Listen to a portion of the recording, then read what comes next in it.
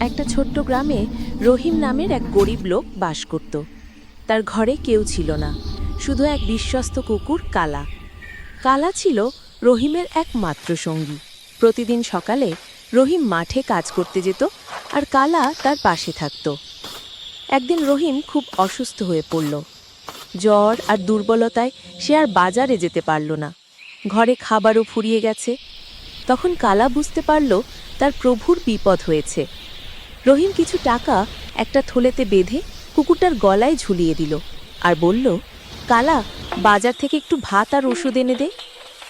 গ্রামের সবাই অবাক হয়ে দেখল কালা ঠিক বাজারে গিয়ে দোকানদারের সামনে থলে রেখে ঘেউ ঘেউ করছে। দোকানদার চিনে ফেলল রহিমের কুকুরটাকে। সেই জিনিসপত্র দিয়ে দিল আর কালা তা নিয়ে ফিরে এলো ঘরে। প্রতিদিন কালা একইভাবে বাজারে যেত, রহিমের জন্য খাবার আনত। কয়েকদিন পর রহিম সুস্থ হয়ে উঠল। সে কুকুরটাকে বুকে জড়িয়ে কেঁদে ফেলল। তারপর থেকে গ্রামের সবাই বলতো,